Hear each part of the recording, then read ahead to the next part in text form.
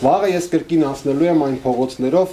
որտեղով դուք կարող էիր անցնել պատահաբար։ Բանաստեղծությունը Նունե Լևոնյանի նոր ժողովածուից է։ Գրականագետ Արքեմնիկ Նիկողոսյանն առաջիններից է, որ մինչև շնորհանդեսը կարդացել ու իր համար առանձնացրել է ամենասիրելին։ Դասեր, որոնք պետք չեն գալու, բանաստեղծուհու երկրորդ ժողովածուն է։ Փոքրինչ սկեպտիկ վերնագրի ընտրությունն իր տրամաբանական բացատրությունն ունի։ Մեզ հետ տարբեր իրողություններ են պատահում, որ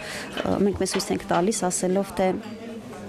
այդ դասեր քաղեցի սրանից, բայց կյանքը ցույց է տալիս, որ շատ հաճախ այդ դասերը, որոնք քաղվել են, կիրառելու կարիք չի լինում, որովհետև անընդհատ կյանքը փոփոխվում է, ամեն օր գալիս են նորանոր դժվարություններ։ Նունե Լևոնյանի առաջին գիրքը հրատարակվել է 2006-ին։ Հերթական ժողովածուն բանաստեղծուհու 9 տարվա աշխատանքն է հույզերն ու ապրումները։ Ծավալը փոքր է, սակայն հեղինակը կատարել է մեծ աշխատանք, բանաստեղծությունները անցյալի ու ապրած կյանքի, հաղթահարած դժվարությունների եւ ձեռք բերած փորձի մասին են։ Շատ այսպես զգացողություններ են անկեղծ մնում գիրքը ընթերցելուց հետո, ջերմ զգացողություններ։ Մի կարևոր բան, որ փոխանցում է, կարծում եմ, ընթերցողին, դա այն է, որ ցանկացած իրադրության մեջ, երբ ապրում ես, ընտրում ես կյանքը եւ առաջ ես գնում,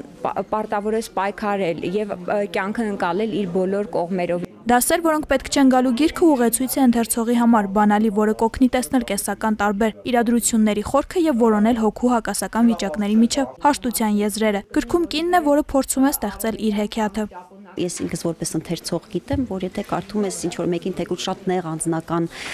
գրառումները, դու հասկանում ես ինչ-որ բան ինքդ քեզ համար։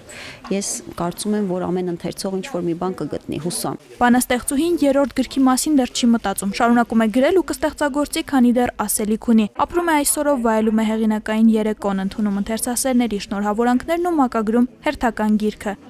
Սոնա Սաֆարյան, Արմեն Շահոյան, Armnews։